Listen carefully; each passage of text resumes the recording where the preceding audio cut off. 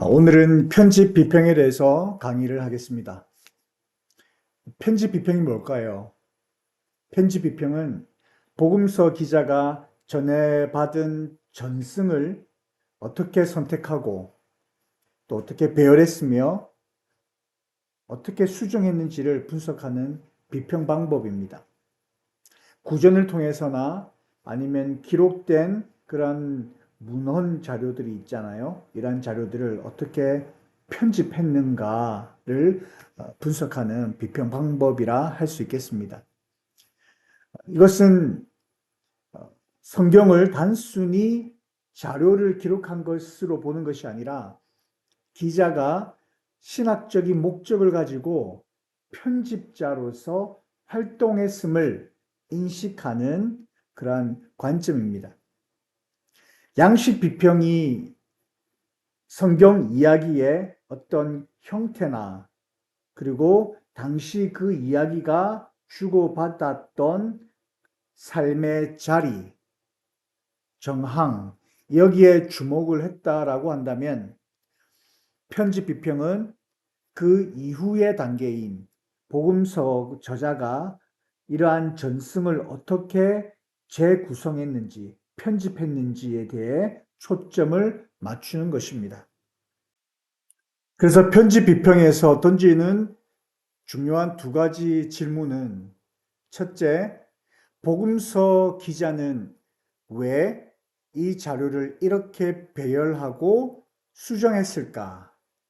그리고 두 번째 질문은 이 편집을 통해 어떤 신학적 메시지를 전하고자 했는가라는 것입니다. 이러한 두 가지 핵심 질문을 가지고 본문을 비평합니다. 그럼 편집 비평이 어떻게 시작되었을까요? 1930년도에서 1950년대에 독일에서 이 연구가 시작되었습니다. 사실 이 편집 비평은 양식 비평의 한계를 인식하면서 발전되기 시작했는데요. 양식 비평이 가지고 있었던 한계는 첫째, 본문의 전승 과정만을 중시했다라는 것이었습니다. 양식 비평은 복음서 본문이 전해지는 과정, 그래서 구전을 통해서 전해지는 그리고 기록된 문서를 통해서 전해질 때에 그 공동체의 어떠한 상황 속에서 전해졌는가라는 그 부분에 대해서 집중을 했다라는 거죠. 최종적으로 복음서를 기록한 편집자의 신학적인 의도나 문학적 구성에는 관심이 부족했다라는 것입니다. 즉, 본문이 어떻게 형성되었는가에 대해서는 답을 할 수 있었지만 왜 이렇게 편집되었는가라는 질문에는 답하지 못했던 것입니다. 두 번째는 공동체 중심의 해석의 한계 때문입니다. 양식 비평은 복음서의 각 이야기가 초대교회 공동체 안에서 어떠한 필요 때문에 생겼는가에 초점이 맞춰져 있었습니다. 예를 들면 예수님의 기적 이야기는 병든 사람들을 위로하기 위해 기록되었고, 예수님의 비유는 공동체의 가르침을 위해 만들어졌다라고 본 것이죠. 하지만 이렇게 공동체의 상황만 강조하다 보니 복음서를 기록한 저자 자신이 어떤 신학적인 생각이나 목적을 가지고 글을 썼는지에 대해서는 거의 관심을 두지 않았습니다. 그래서 복음서를 단지 공동체가 만들어낸 이야기 모음집처럼만 보았고, 저자가 의도적으로 구성했던 신앙 고백서로는 잘 보지 못했다라는 것입니다. 그리고 마지막 세 번째는 복음서 전체의 구조를 무시하는 경향이 있었습니다. 양식 비평은 본문을 짧은 단편, 그러니까 예수님의 말씀이든지 아니면 기적이든지 아니면 뭐 비유든지 이런 짧은 단편으로 다루었기 때문에 복음서 전체의 이 서사적인 구조나 문학적인 연결성 그리고 신학적인 통일성을 강화했었습니다. 이러한 약점들, 부족한 부분들을 보충하고 또 이러한 양식 비평에서 설명하지 못하는 그 부분에 대한 관심을 갖게 되었고 그것으로 인해서 생겨난 것이 편집 비평이었습니다. 이 편집 비평의 주요한 학자는 볼캄이라든지 한스 컨젤만 혹은 윌리 막슨 등이 있는데요. 이들은 마태복음이나 누가복음의 저자였던 마태나 누가가 마가복음을 단순히 카피한 것이 아니라 신학적으로 그들 나름대로 재해석하고 편집한 독립적인 저자라고 그렇게 주장하였습니다.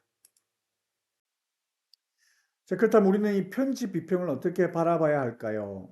이 편집 비평은 마태와 누가가 마가복음을 단순히 복사하거나 요약한 것이 아니라 자신들의 신학적 목적에 따라 재구성하고 해석한 것이다라고 그렇게 이해할 수 있겠습니다.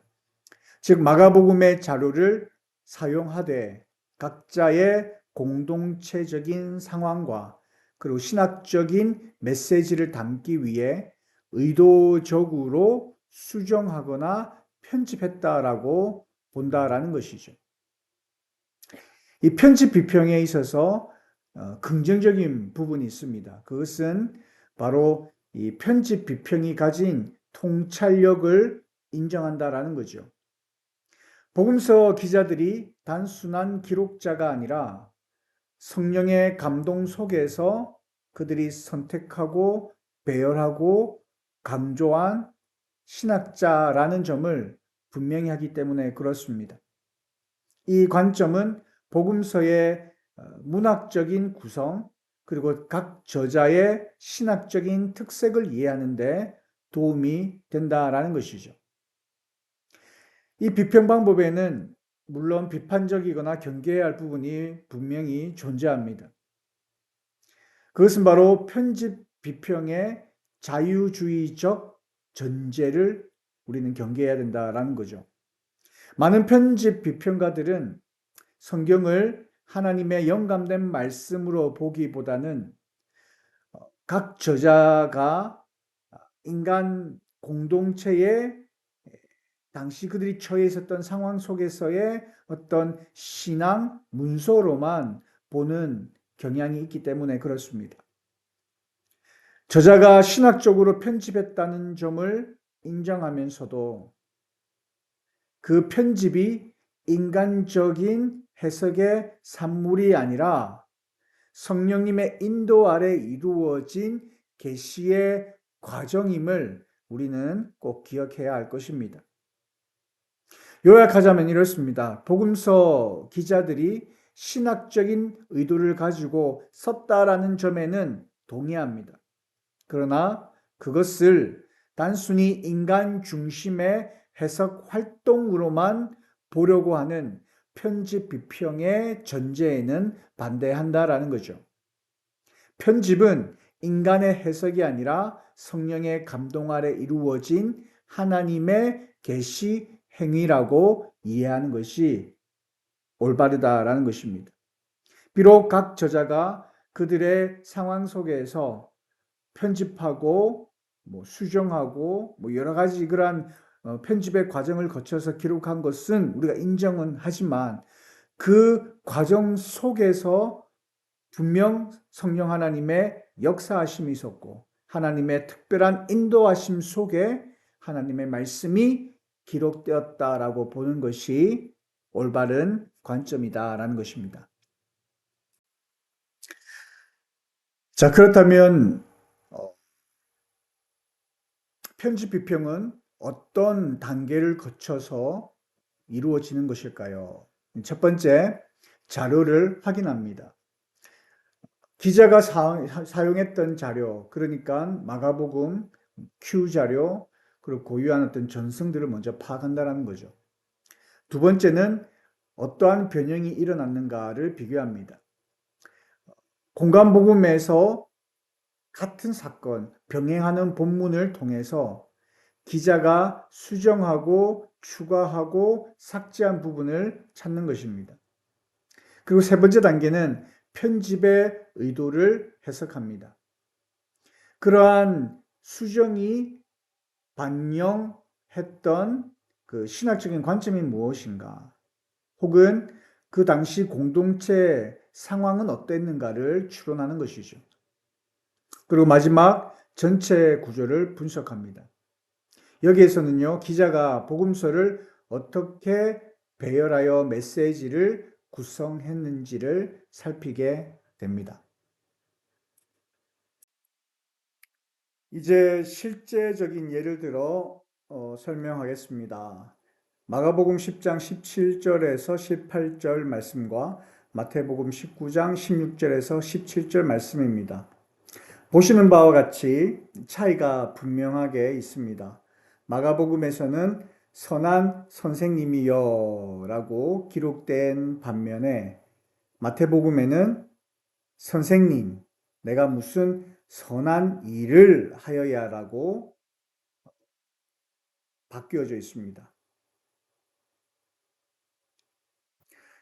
이 질문에 대한 예수님의 대답 또한 그렇습니다. 마가복음에서는 네가 어찌하여 나를 선하다고 하느냐, 하나님 한 분 외에는 선한 이가 없다라고 말씀하신 반면에 마태복음에는 어찌하여 선한 것, 그러니까 어떻게 해야 영생을 얻습니까? 라는 것을 말씀하고 있는 거죠.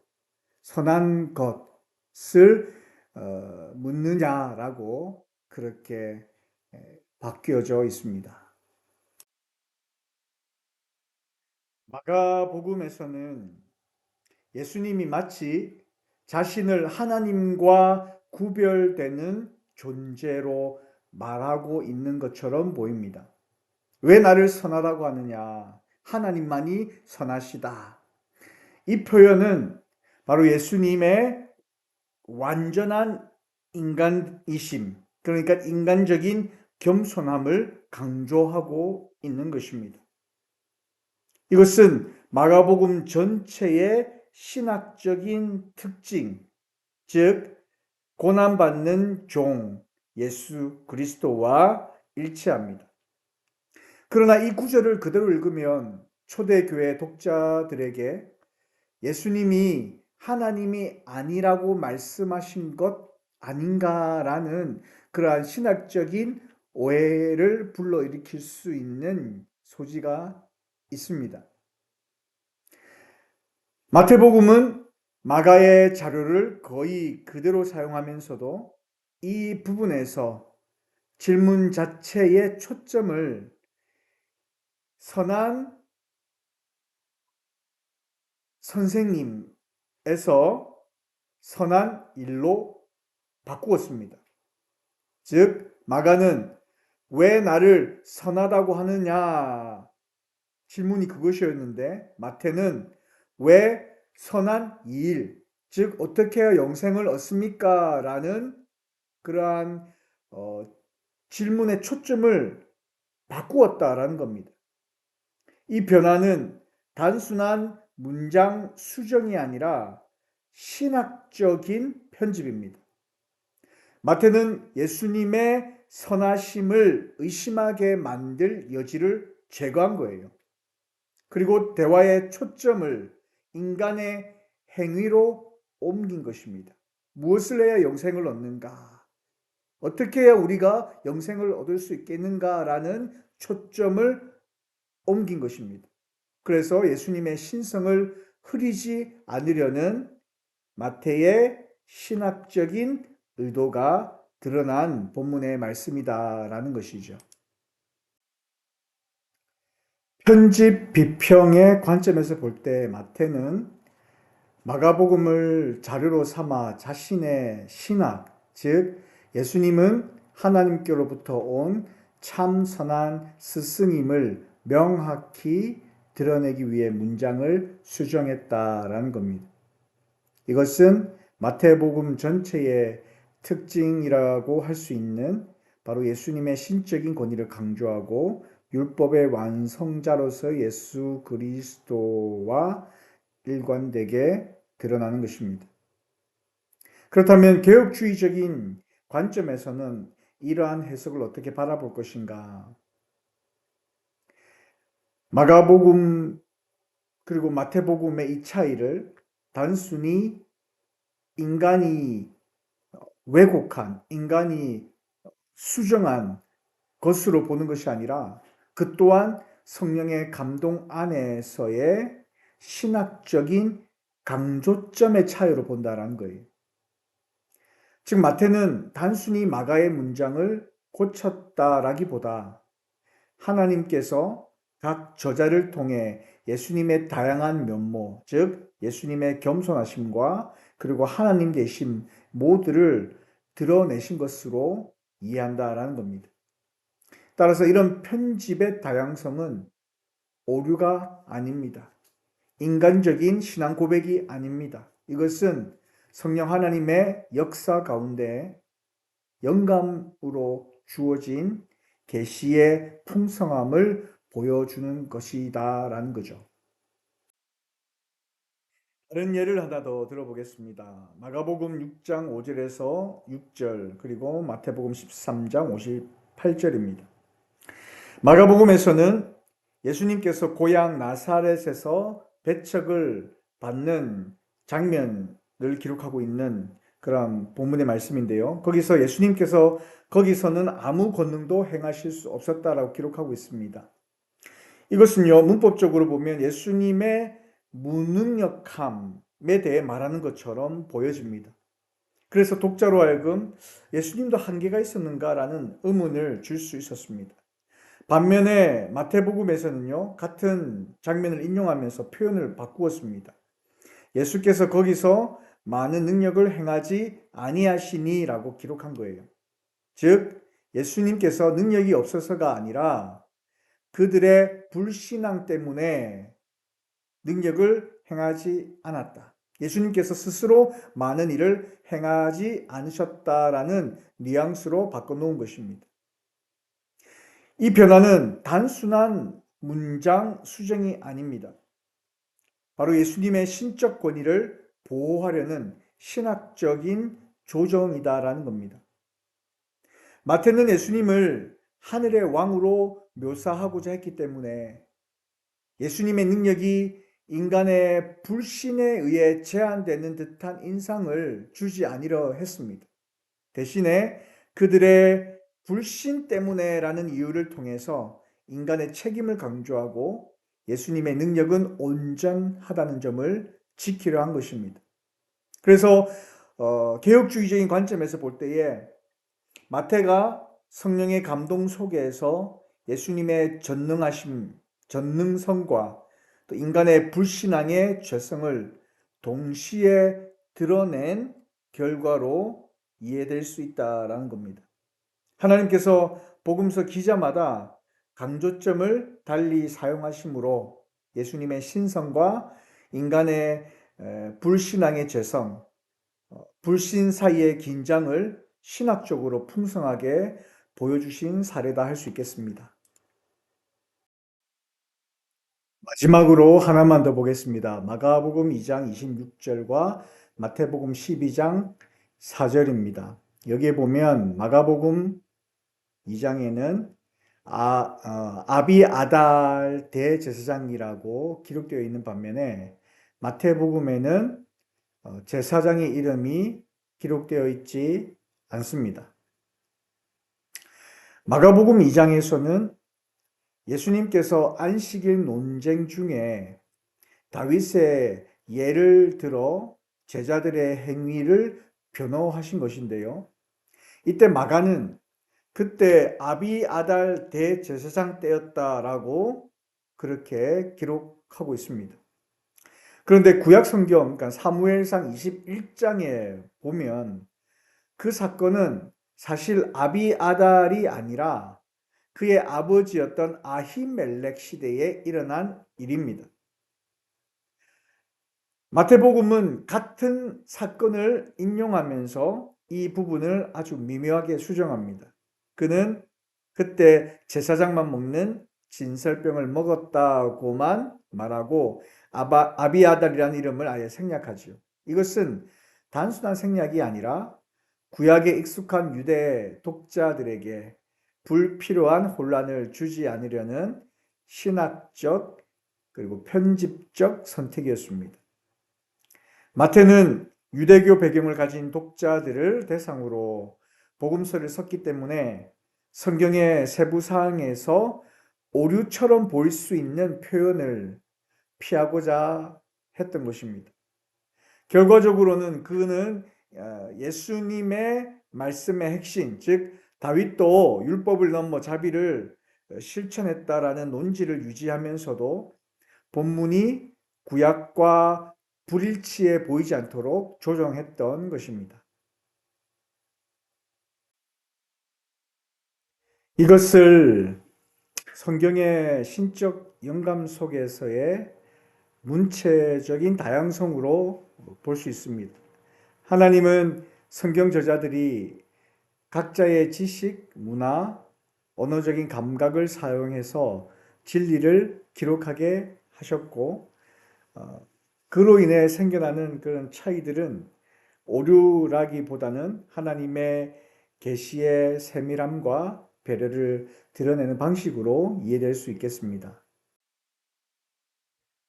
종합해 보면 세 사례 모두 공통적으로 드러나는 것이 있습니다. 그것은 바로 마태가 단순히 마가복음을 복사하거나 요약했던 편집자가 아니라 자신의 공동체 신학과 또 독자 상황을 고려한 복음서 저자였다라는 점입니다. 그는 예수님의 신성을 분명히 했고 또 구약과의 연속성을 강조했습니다. 개혁주의적인 관점에서 볼 때 이러한 편집은 단순한 인간의 주관적 해석이라기보다 성령의 영감 안에서 하나님의 진리를 다양한 시각으로 드러낸 과정으로 이해합니다. 따라서 복음서 간의 차이는 모순이 아니라 하나님께서 동일한 진리를 다양한 초점으로 계시하신 풍성함으로 해석되는 것이다라는 거죠. 마지막으로 그렇다면 편집 비평을 현대에 어떻게 적용할 수 있을까? 첫째, 설교와 성경 공부에 적용할 수 있습니다. 복음서의 차이를 모순으로 보지 말고 하나님께서 다양한 시각으로 진리를 비추어 주시는 것으로 그러한 통찰로 바라볼 때에 우리에게 굉장한 유익이 있습니다. 예를 들면 마태는 예수님을 유대적인 메시아로 보았고 누가는 인류의 구세주로 강조하고 있으며 이러한 각각의 편집이 우리에게 다른 도전과 위로를 그리고 다양한 예수 그리스도에 대해서 이해할 수 있는 그러한 정보를 주는 것이다라고 이해할 수 있는 것입니다. 두 번째는 성경 묵상 태도의 전환에서 또 유익할 수 있습니다. 왜 이렇게 기록되었을까? 질문하는 것은 곧 이 말씀을 통해 하나님께서 나에게 무엇을 말씀하고 있으신가? 무엇을 강조하고 싶으신가를 묻는 그런 신앙의 자세를 가질 수 있기 때문에 그렇습니다. 단순히 하나님의 말씀을 묵상하고 이해할 때에 이러한 질문을 통하여 더 깊이 있는 하나님의 말씀의 의미를 발견할 수 있게 된다는 것이죠. 마지막으로 공동체 해석의 중요성입니다. 성경 해석은 교회의 공동체적 해석 전통 속에서 이루어져야 합니다. 성경은 개인의 사적인 영감으로 해석되는 책이 아닙니다. 성령님께서 교회를 통해 주신 공적 계시의 말씀이기 때문에 그렇습니다. 따라서 교회는 역사 속에서 성령님의 조명 아래 말씀을 함께 읽고 바른 교리를 세워왔습니다. 이 전통 안에서 우리는 각자의 경험이나 감정이 아니라 교회의 신앙 고백과 성경 전체의 일관된 진리에 따라 말씀을 이해해야 됩니다. 즉, 공동체적 해석은 말씀의 권위를 지키고 왜곡된 개인적 해석을 막으며, 그리고 성령님께서 지금도 교회를 통해 말씀하신다는 언약 공동체적 신앙의 원리를 실천하는 길입니다. 편지 비평은 성경을 단순히 인간의 기록으로 축소시키려는 시도가 아니라 하나님께서 역사 속에서 각 저자를 통해 다양한 방식으로 진리를 드러내신 과정을 밝히는 신학적인 탐구입니다. 복음서의 차이는 모순이나 오류가 아니라 오히려 하나님께서 동일한 복음을 다른 시대에, 다른 공동체에게, 또 다른 언어 속에서 살아 움직이게 하신 증거입니다. 우리는 각 복음서 기자가 자기 공동체의 신앙을 세우기 위해 어떻게 말씀을 정리했는지를 보면서 오늘의 교회 또한 자신의 현실 속에서 말씀을 새롭게 듣고 순종해야 함을 배웁니다. 결국 편집 비평은 성경은 살아있는 말씀이다라는 사실을 다시 확인하게 하는 것이죠. 성경은 단순한 과거의 기록이 아닙니다. 오늘도 성령님 안에서 공동체를 새롭게 빚어가시는 하나님의 말씀입니다. 이것이 편집 비평이 우리 신앙 공동체에 주는 가장 큰 통찰입니다. 긴 시간 수고 많으셨습니다.